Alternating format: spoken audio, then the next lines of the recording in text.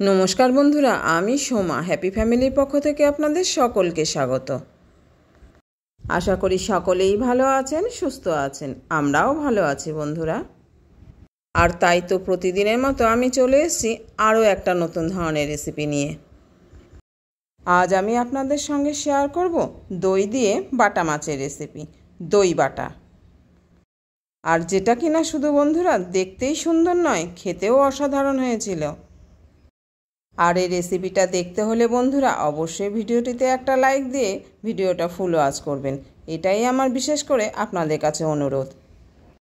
Please বন্ধুরা কেউ কিন্তু এটাকে স্কিপ করে দেখবেন না। বারবার স্কিপ করে দেখলে ভিডিও কোয়ালিটি কিন্তু অনেকটাই খারাপ হয়ে যায়, আর এর খারাপ প্রভাবটা কিন্তু আমার চ্যানেলের উপরে পড়ে।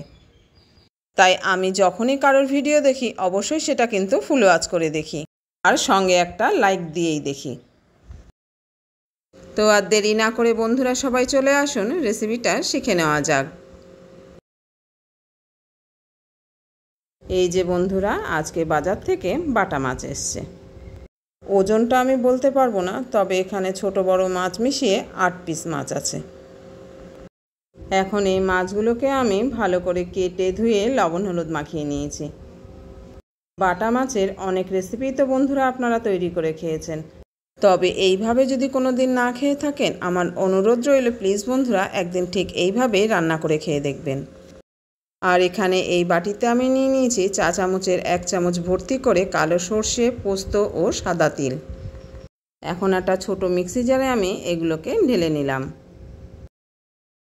এই মিক্সি জারটাকে আমি ঢাকা আটকে একবার শুকনো এইভাবে ঘুরিয়ে নেব। এই যে বন্ধুরা, শুকনো একবার ঘুরিয়ে নিয়েছি, দেখুন ঠিক এই রকম এসছে। এখন আমি এর মধ্যে দিয়ে দিলাম ঝাল অনুযায়ী 4টে কাঁচা লঙ্কা, আর সঙ্গে দিয়ে দেব পরিমাণ মতো জল। আর ঝালের পরিমাণটা বন্ধুরা আপনারা এটাকে কম বেশি করে নিতে পারেন। এখন আমি পরিমাণ মতো জল দিয়ে ঢাকাটা চাপা দিয়ে আমি এটাকে পেস্ট করে নেব। এই যে বন্ধুরা, পেস্টটি আমার রেডি হয়ে গেছে। এদিকে গ্যাস ওভেনে আমি একটা কড়াই বসিয়ে দিয়েছি। এখন আমি গ্যাস ওভেনটাকে অন করে নিলাম। এবার কড়াইটাকে আমি খুব ভালো করে গরম করে নেব। এই যে বন্ধুরা, কড়াইটা আমার খুব ভালোভাবে গরম হয়ে গেছে। এখন আমি এর মধ্যে দিয়ে দিলাম পরিমাণ মতো সর্ষের তেল। আমি কিন্তু রান্নাটা সর্ষের তেলেই করব। আমি এখানে একটু বেশি পরিমাণেই তেল দিয়ে নিলাম, কেননা অনেক কটাই মাছ আছে, সবগুলোকেই ভেজে নেব। এখন পরিমাণ মতো তেল দিয়ে আমি তেলটাকে খুব ভালো করে গরম করে নিলাম। এই যে বন্ধুরা, কড়াই থেকে ধোঁয়া উঠছে মানে তেলটা কিন্তু খুব ভালোভাবে গরম হয়ে গেছে। এখন আমি এক এক করে মাছগুলোকে দিয়ে দিলাম। তবে সব কটা মাছ একবারে ধরবে না, দুবারে আমাকে ভেজে নিতে হবে। মাছ ভাজতে ভাজতে বন্ধুরা একবার মনে করিয়ে দিচ্ছি যে যারা যারা শুরুতে একটা লাইক দিতে ভুলে গেছেন, অবশ্যই কিন্তু বন্ধুরা মনে করে একটা লাইক দিয়ে দেবেন। আপনার দেওয়া একটা লাইকের জন্য কিন্তু বন্ধুরা আমার এই ভিডিওটা আরও নতুন নতুন বন্ধুদের কাছে পৌঁছে যাবে, আর এর ফলে আমি আরও নতুন নতুন ভিডিও বানাতে উৎসাহ পাবো। আর আজকে আমার পরিবারে যদি কোনো নতুন বন্ধু এসে থাকেন আর এই রেসিপিটা যদি একটি হলেও আপনাদের ভালো লেগে থাকে, অবশ্যই কিন্তু বন্ধুরা আমার অনুরোধ রইল এই চ্যানেলটিকে সাবস্ক্রাইব করে আমার পাশে থাকার জন্য। আর আমিও সময় ও নিয়ম মেনেই কিন্তু পৌঁছে যাব আপনাদের পরিবারে। এদিকে আপনাদের সাথে কথা বলতে বলতে কিন্তু বন্ধুরা আমার মাছগুলো 2 পিঠই খুব ভালো করে ভাজা হয়ে গেছে, তবে খুব কড়া করে কিন্তু আমি মাছগুলোকে ভাজিনি। এখানে আপনারা যে যেরকম মাছ ভাজা পছন্দ করেন ঠিক সেইভাবেই মাছগুলোকে ভেজে নিতে পারেন। আমার এখানে মাছগুলো 2 পিঠ ভালো করে ভাজা হয়ে গেছে। আমি এখন মাছগুলোকে অন্য পাত্রে তুলে নিলাম, আর বাকি যে 4 পিস মাছ রয়েছে সেগুলোকেও আমি এইভাবে ভেজে নেব। এই যে বন্ধুরা, সব কটা মাছ কিন্তু আমার ভাজা হয়ে গেছে। মাছগুলোকে আমি সব অন্য পাত্রে তুলে নিয়েছি। এখন কড়াইতে তেলের পরিমাণ কম থাকায় আমি আরও একটু তেল দিয়ে নিলাম। এই যে দেখুন বন্ধুরা, কড়াইতে আমার ঠিক এই পরিমাণে তেল আছে। এখন তেলটাকে আবার একটু গরম করে নিয়ে আমি এর মধ্যে দিয়ে দিলাম খুবই সামান্য পরিমাণে একটু কালো জিরে আর একটা চেরা শুকনো লঙ্কা।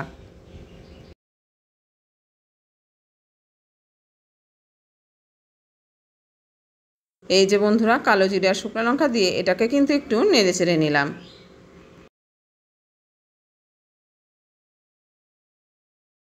এখন এই ফোড়নটা থেকে খুব সুন্দর গন্ধ বেরোচ্ছে। এই সময় আমি এর মধ্যে দিয়ে দিলাম আগে থেকে পেস্ট করে রাখা একটা টমেটো। এখানে আমি মাঝারি সাইজের একটা পাকা টমেটোকে পেস্ট করে নিয়েছি। এখন সেটাকে এর মধ্যে দিয়ে দিলাম।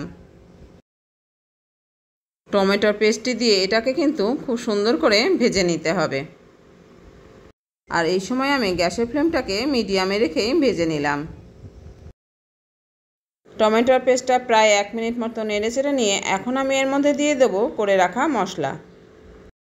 এই যে দেখুন বন্ধুরা, টমেটোটাকে 1 মিনিট নেড়ে চেড়ে নেওয়ার পর এটা কিন্তু দেখতে ঠিক এই রকম হয়েছে। এখন আমি এর মধ্যে দিয়ে দিলাম সর্ষে, পোস্ত, তিল আর কাঁচা লঙ্কার পেস্টটিকে। এবার মশলাটা দিয়ে এটাকে কিন্তু আবারও খুব ভালো করে কষিয়ে নিতে হবে। এই যে দেখুন বন্ধুরা, মশলার গা থেকে যতক্ষণ না তেল ছাড়বে ততক্ষণ এটাকে আমি কষিয়ে নিলাম। আর এটাকে কষাতে কষাতে আজকে রান্নার যেটা মূল উপাদান সেটাকে আমি এখন রেডি করে নেব। এই যে বন্ধুরা, এখানে আমি নিয়ে নিয়েছি চা চামচের 4 চামচ টক দই। তবে এই দইটা কিন্তু খুব বেশি টক নয়, তাই 8 পিস মাছের জন্য আমি 4 চামচ টক দই নিয়েছি। দই যদি খুব বেশি টক হয় তাহলে দইয়ের পরিমাণটা একটু কমিয়ে নিতে হবে। আর এই দইয়ের মধ্যে দিয়ে দিলাম আমি পরিমাণ মতো হলুদ আর কাশ্মীরি লঙ্কার গুঁড়ো। এখন এই 3টি উপাদানকে আমি খুব ভালো করে মিশিয়ে নিলাম।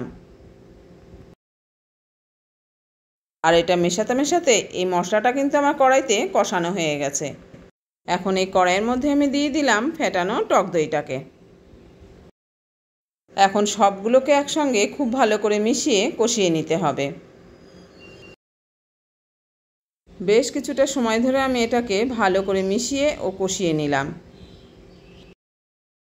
আজকে আমার পরিবারে যে সকল বন্ধুরা নতুন এসেছেন আর আমার এই চ্যানেলটিকে সাবস্ক্রাইব করেছেন তারা কিন্তু মনে করে অবশ্যই পাশে থাকা বেল বাটনের অল অপশানটা কিন্তু সিলেক্ট করে রাখবেন।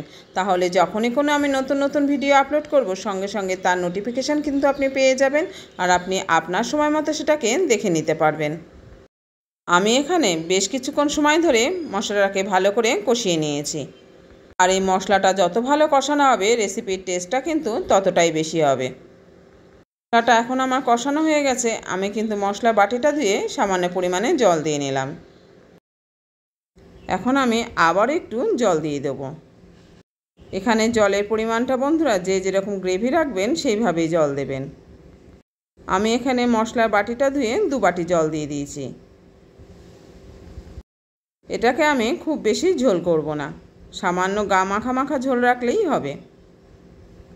পরিমাণ মতো জল দিয়ে আমি দিয়ে দিলাম পরিমাণ মতো লবণ। এখন পরিমাণ মতো লবণ দিয়ে নিয়েছি, আবার এটাকে খুব ভালো করে নেড়ে চেড়ে দিলাম। এবার এই ঝোলের মধ্যে আমি ভেজে রাখা মাছগুলোকে দিয়ে দেব। আমি এখন ঝোলের মধ্যে এক এক করে সব কটা মাছই দিয়ে নিলাম।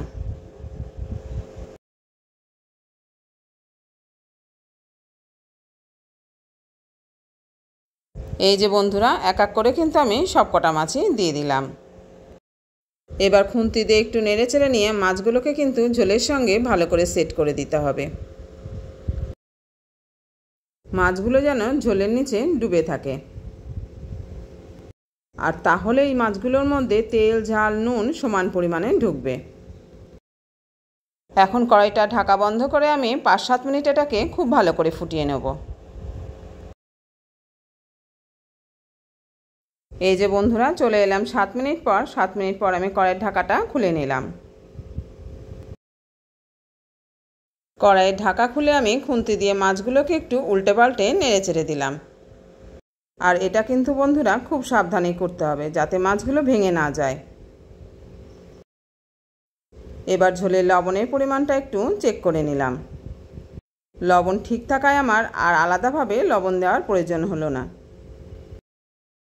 তবে ঝোলের পরিমাণটা একটু বেশি থাকায় এটাকে কিন্তু আমি আরও 2 মিনিট ভালো করে ফুটিয়ে নেব। তাই আমি আবারও কড়াইটা ঢাকা দিয়ে দিলাম আর 2 মিনিট এটাকে আবারও হাই ফ্লেমে ফুটিয়ে নিলাম। ঠিক 2 মিনিট ফুটিয়ে নেওয়ার পর রেডি এখন আমাদের দই বাটা। এখন আমি গ্যাস ওভেনটাকে অফ করে দেবো আর ঠান্ডা করে এটাকে সার্ভিং প্লেটে নামিয়ে নেব। তাহলে বন্ধুরা আজকে দই দিয়ে বাটা মাছের রেসিপি কীরকম লাগলো জানাতে কিন্তু ভুলবেন না।